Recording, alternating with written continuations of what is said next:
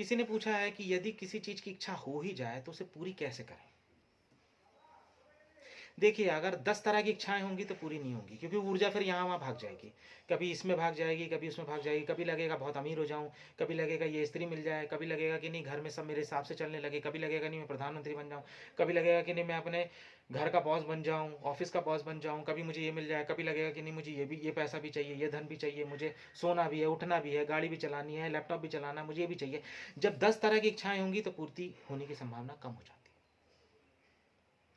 इच्छा यदि एक होगी, समग्र होगी, जब एक जगह तुम गड्ढा खोदते हो वहीं अपनी सारी एनर्जी भी लगा देते हो, सारी ताकत भी लगा देते हो, सारी क्षमता भी लगा देते हो, सारी व्यक्तित्व को भी लगा देते हो, तो फिर उसके पूरी होने की संभावना पूर्ण रूप से हो जाती है। इच्छा जो है वो क्या है, अभी तुम जिस अवस्था में हो तुम उसे स्वीकार नहीं करना चाहते हो। तुम जिस अवस्था में हो तुम उसमें आनंदित नहीं हो, सुखी नहीं हो। इसलिए तुम्हें लगता है कि कुछ पा लूंगा, कुछ मिल जाएगा, कुछ भौतिक पदार्थों को अपना लूंगा या ऐसा कुछ हो जाएगा तो फिर मैं सुखी हो जाऊंगा। होता कोई नहीं है सुखी। लेकिन इच्छाओं को पूरी करना इसलिए भी जरूरी है कि कम से कम एक इच्छा करने के बाद तुम इतनी सजगता तो धीरे धीरे प्राप्त करोगे कि इच्छाएं करना बेकार है। इच्छाएं पूरी होना इसीलिए जरूरी है ताकि तुम्हारी इच्छाओं से वासना खत्म हो जाए, तुम्हें अंत में पता चल जाए कि सब कुछ कर लिया, सब कुछ पा लिया, फिर भी कुछ नहीं मिला। यही इसका इतना विज्ञान है बस। क्योंकि अंत में तुम यही जान पाओगे कि इच्छाएं पा के भी कुछ नहीं मिला। इसलिए जब भी एक इच्छा पूरी करना, सजग हो जाना, देख लेना कि जब तक इच्छा नहीं थी तो बेचैनी थी, इच्छा मिल गई तो ऊब पैदा हो गई, फिर एक नई यात्रा, फिर एक नया संसार, फिर एक नई अवस्था। और यही तुम्हारा पूरा सर्कल चलता रहता, पूरी जिंदगी और जिंदगी के बाद भी। लेकिन इच्छाओं के थोड़े से, जिनको इच्छाएं पूरी करनी है उनका एक थोड़ा सा मनोविज्ञान आपको समझना पड़ेगा। इच्छाएं होती कहाँ है, एक तुम्हारा चेतन होता है और एक तुम्हारा अवचेतन। हालांकि इनके 9 स्वरूप होते हैं, लेकिन मैं अगर मोटा मोटा कहूँ तो एक कॉन्शियस माइंड होता है, एक अनकॉन्शियस माइंड होता है। तो अनकॉन्शियस माइंड के ठीक पीछे यानी उसके ठीक पीछे तुम्हारा चेतन होता है, यानी चैतन्यता होती है, जिसको हम चैतन्यता कहते हैं, साक्षी कहते हैं, या परमात्मा कहते हैं, गॉड पार्टिकल कहते हैं, गॉड का स्वरूप कहते हैं, ये जो भी कह लो। वो ठीक तुम्हारे अवचेतन के ठीक पीछे। अवचेतन मन के भी 9 हिस्से हैं। उस 9 हिस्से में भी जो सबसे आखिरी हिस्सा होता है, उस आखिरी हिस्से के पास, यानी जुड़ा हुआ बिल्कुल जैसे दरवाजा, कि बस वो अवचेतन मन का आखिरी हिस्से का दरवाजा खुले और परमात्मा का दरवाजा खुल परमात्मा में पहुंच जाओ। तो बस वो जो दरवाजा है वहां तक आप पहुंच जाते हो तो इच्छाएं पूरी होने की संभावना बढ़ जाती है। यानी आप जितना अपने अवचेतन मन की जितनी परम गहराई में होगे, इसलिए हम कहते थे कि साधु सन्यासियों की इच्छाएं बहुत जल्दी पूरी हो जाती हैं अगर वो इच्छा चाह ले। क्यों? एक तो उनके अंदर ऊर्जा बहुत होती है, दूसरा वो अपनी गहराई में सबसे ज्यादा होते हैं, वो अपने अवचेतन मन के सबसे निचले तल पे होते हैं, सबसे गहरे तल पे होते हैं, और वो उतने तल पे होते हैं जहां बस अब उनका परमात्मा से मिलन होना है। तो यदि वो अपनी कोई इच्छा उस जगह से किसी तरह से अपने अवधान से उस जगह से अगर अपनी कोई इच्छा या संकल्प शक्ति पाल लेते हैं, बना लेते हैं, तो वो तत्क्षण पूरी हो जाती है, आज नहीं तो कल वो पूरी हो जाती है। और यदि आप कोई इच्छा उतनी गहराई में जाके कर लेते हो, यदि आपकी कोई इच्छा बहुत गहरी में है, आपके हृदय से निकल रही है, आपके भाव से निकल रही है, आपके समस्त स्वरूप से निकल रही है, आपके रोए रोए से, आपके एक एक सेल से निकल रही है वो इच्छा, तो फिर उसके पूरे होने की संभावना लगभग तय हो जाती है। इस जन्म में नहीं तो अगले जन्म में हो ही जाएगी, वो पूरी हो जाएगी। यदि वो आपके प्राणों से निकली है, जहां पे वो आत्मा का वास है, जहां उस चैतन्यता का वास है, क्योंकि उस चेतना से ही पूरा संसार जुड़ा हुआ है, तुम जुड़े हुए हैं, तुम्हारा सारा ब्रह्मांड जुड़ा हुआ है। जब तुम उस छोर तक पहुंच जाते हो, जरा सा उस छोर को टच कर लोगे, इसलिए तो तुम प्रार्थना करते हो भगवान से। जब तुम प्रार्थना करते हो तो जाने अनजाने तुम वहीं तक पहुंचने की कोशिश कर रहे हो, उस अवचेतन मन के पार उस परमात्मा से जुड़ने की कोशिश कर रहे हो। एक बार उस परमात्मा की ऊर्जा तुम पे टकरा गई, या तुम वहां से होके आ गए, उस आभा को मिल गई, या उस आभा की हल्की सी किरण तुम्हें मिल गई, तुम्हारी इच्छा तत्क्षण भी पूरी गति में आ जाती है, पूर्ण होने लगती है। इसलिए लॉ ऑफ अट्रैक्शन का जो सारा खेल चल रहा है, लॉ ऑफ अट्रैक्शन का, वो यही है। लेकिन उसमें यह बताया गया कि आप विचार करो। मैं आपसे कहता हूं आप भाव नहीं, आप निर्विचार में रहो।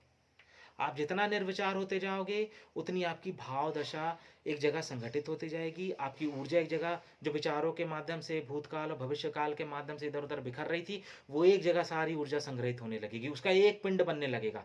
जितना पिंड बनने लगेगा उतनी आप गहराई में जाने लगोगे, और जितनी आप गहराई में जाते जाओगे जाते जाओगे जाते जाओगे, और आपको एक दिन पता चलेगा कि कुएं के आखिरी छोर में जब आपने 100वां फीट खोद लिया, आप आखिरी छोर पे पहुंच गए, वहां आपको अचानक से पानी मिल जाएगा, वहां तत्क्षण आपकी इच्छा पूरी हो जाएगी, क्योंकि वो इच्छा अचानक से ब्रह्मांड की ऊर्जा से टकरा जाती है।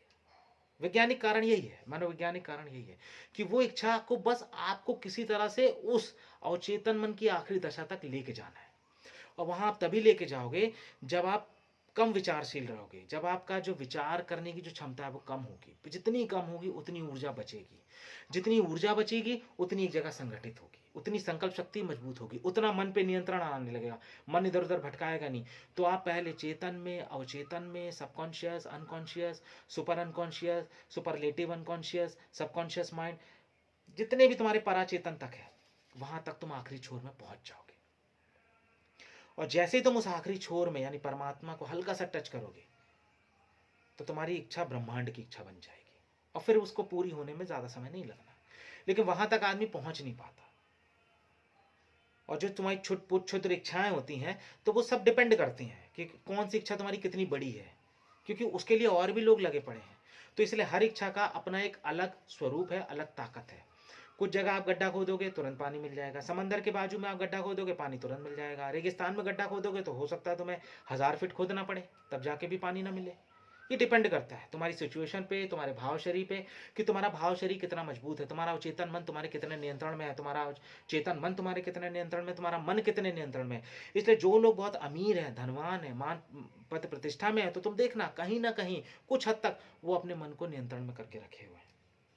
तो ये सोचो, यदि तुम थोड़ा सा भी अपने मन को, थोड़ा सा भी, मैं कह रहा हूं, मैं तुमसे नहीं कह रहा हूं साधु ही बन जाना, संत बन जाना, थोड़ा सा भी अगर तुमने अपने मन पे तुम्हारी पकड़ है, तुम्हारे शरीर पे तुम्हारी पकड़ है, तुम्हारा मन अपने हिसाब से तुम्हें नहीं चलाता, तुम मन को अपने हिसाब से चलाते हो, मन पे तुम्हारा पूरा एक पावर बनी हुई है, एक मजबूती बनी है, तो तुम देख लेना यदा कदा तुम सामाजिक क्षेत्र में या ये जो पृथ्वी है इस क्षेत्र में तुम कहीं ना कहीं सक्सेसफुल हो जाओगे। सक्सेसफुल वही होते हैं।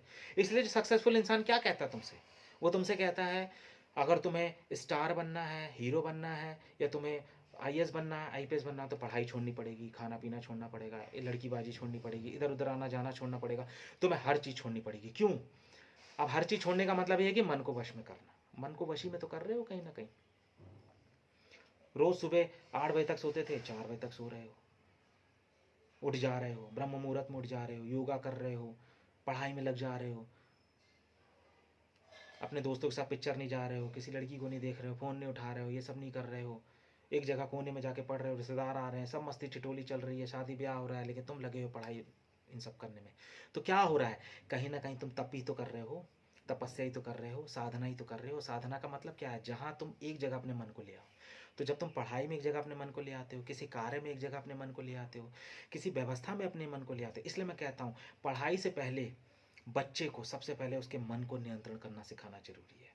आध्यात्मिक शिक्षा सबसे ज़्यादा ज़रूरी है। आध्यात्म का मतलब मैं पूजा पाठ वाली बात नहीं कर रहा हूँ, ध्यान रखना। आध्यात्म का मतलब मैं बात कर रहा हूँ मन को नियंत्रित करने के लिए, बुद्ध की चेतना की बात कर रहा हूँ, सम्यक आचरण की बात कर रहा हूँ, सम्यक व्यवहार की बात कर रहा हूँ, सम्यक स्वरूपता की बात कर रहा हूँ। सम्यक हो जाओ, किसी तरह निर्विचार हो जाओ। क्योंकि जब तुम पूजा पाठ भी करते हो, किसी भी शिव की आराधना, विष्णु की आराधना, या बाल गोपाल को नहला रहे हो, कुछ भी कर रहे हो, तब भी तो तुम्हें कहीं ना कहीं मन को एक जगह रखना पड़ता है, भक्ति में रखना पड़ता है, समर्पण करना पड़ता है। यानी खेल सारा एक ही है, मन को, विचारों को किसी तरह से हटा दो, विचारों को एक जगह केंद्रित कर दो। तो जैसे सूर्य की ऊर्जा पड़ती है, तो सूर्य की ऊर्जा जब सब तरफ बिखरी बिखरी बिखरी होती है तो अग्नि पैदा नहीं होती। लेकिन यदि सूर्य की ऊर्जा को एक जगह किसी प्रिज्म के माध्यम से या